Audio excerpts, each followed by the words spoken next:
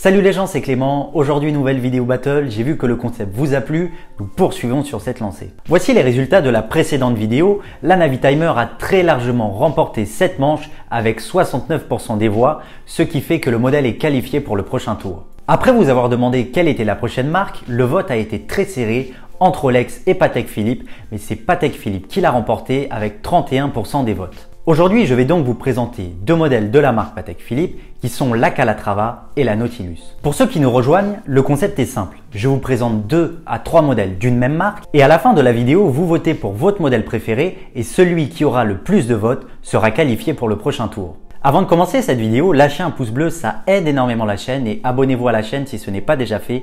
On se retrouve à tout de suite.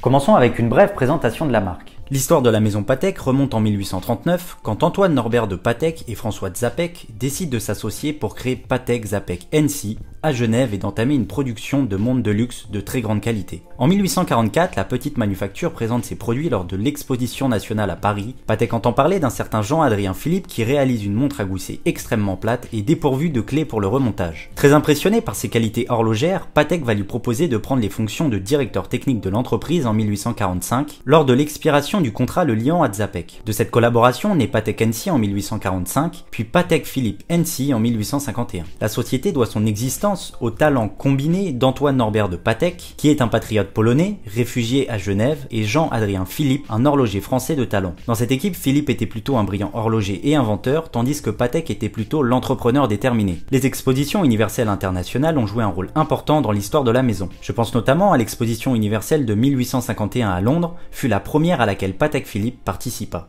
En 1932, Charles et Jean Stern acquièrent la manufacture. En 1946, le fils de Charles, Henry, fonde à New York la Henry Stern Watch Agency qui deviendra le distributeur des montres Patek Philippe pour le marché américain. Aujourd'hui, Patek Philippe est l'une des dernières manufactures horlogères familiales indépendantes à Genève. Depuis son existence, la maison Patek Philippe a fabriqué énormément de différents modèles, cherchant toujours à innover et à conduire l'industrie vers l'avant avec ses nombreuses créations. J'ai d'ailleurs fait une vidéo un peu plus détaillée sur l'histoire de Patek Philippe, qui est d'ailleurs l'une de mes toutes premières vidéos. Je vous mets le lien en description si jamais vous êtes intéressé. Passons au tout premier modèle que je vais vous présenter, qui est la Calatrava.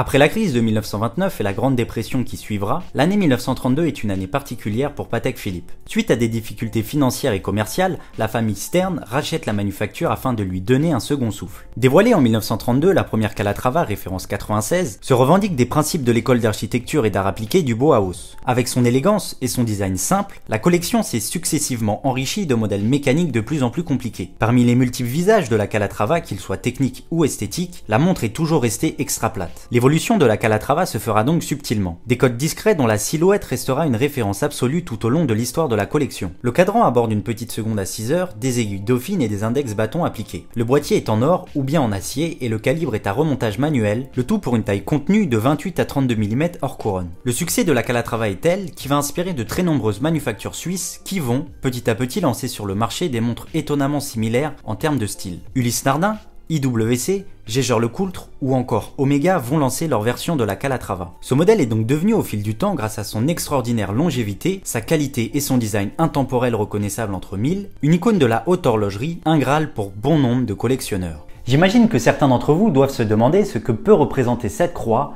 la croix de Calatrava. Cette croix fut le symbole d'un ordre de moines guerriers qui, tels que les Templiers, assuraient la défense en Terre Sainte des conquêtes des croisés. C'est ainsi que l'année 1158 fut fondé l'ordre de Calatrava, l'un des plus anciens et des plus importants des ordres militaires d'Espagne, destiné tout d'abord à défendre la forteresse de Calatrava. Aujourd'hui, nous retrouvons différents modèles de Calatrava en boutique. La dernière en date fut la Calatrava Semeinier, référence 5212A, présentée à la foire de Bâle en 2019. Nous retrouvons en tout 19 modèles, avec des modèles pour dames également, et avec des complications bien différentes. Le modèle qui se rapproche le plus de la référence 96 et la référence 5196J. Avec son esthétique épurée, la Calatrava s'est imposée comme la montre bracelet ronde, qui est l'un des plus beaux symboles du style Patek Philippe. Ça c'était pour la Calatrava, passons désormais à la Patek Philippe Nautilus. Lors de son lancement en 1976, la Nautilus a créé une véritable surprise. Évoquant le légendaire sous-marin du capitaine Nemo dans le roman 20 000 lieues sous la mer de Jules Verne, cette montre au style sportif élégante s'est imposée depuis comme un objet culte. À cette époque, l'industrie horlogère suisse n'a pas vu venir ni anticiper la crise du quartz. L'industrie est alors en état de choc, mais les grandes manufactures vont vite réagir avec un vent de renouveau. À cette époque, on ne s'attendait pas à ce que Patek Philippe, maison genevoise au design assez classique, réussisse un jour à sortir ce genre de modèle. À première vue, la montre dessinée par Gerald Genta se caractérisait par un boîtier un peu grand. La montre fut inspirée par les hublots des anciens transatlantiques. Montre de luxe en acier, la Nautilus est non seulement plus chère que beaucoup de garde-temps en or, mais elle bouleverse également toutes les conventions et tous les codes par sa taille imposante et sa forme extravagante, ni ronde ni carrée. Avec la dureté de l'acier et la robustesse de la construction,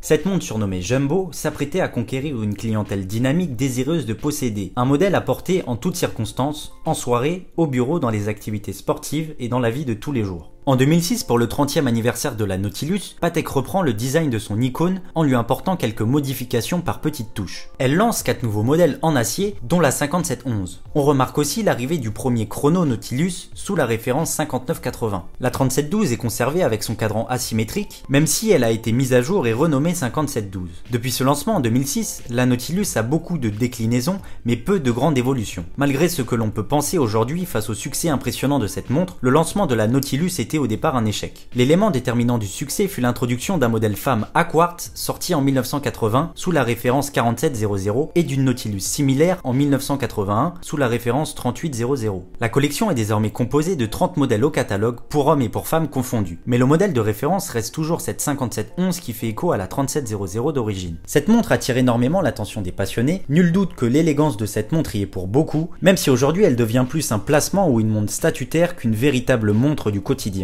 Voici pour la présentation de ces deux modèles, maintenant passons au vote. Quel est selon vous le modèle que vous préférez entre la Calatrava et la Nautilus? Que ça soit pour son histoire ou pour son style, je vous invite à répondre au sondage qui s'affiche. Dites-moi dans les commentaires ce que vous en pensez et pourquoi avez-vous choisi ce modèle. Les résultats seront publiés sur mon Instagram d'ici 4 jours et le modèle qui aura le plus de votes sera qualifié pour le prochain tour. Alors n'hésitez pas à me suivre sur Instagram, je mets le lien en description. Également, répondez au sondage qui s'affiche, comme ça la prochaine vidéo se fera sur l'une de ces marques. J'espère que ça vous a plu et nous on se retrouve dans une prochaine vidéo. C'était Clément, ciao.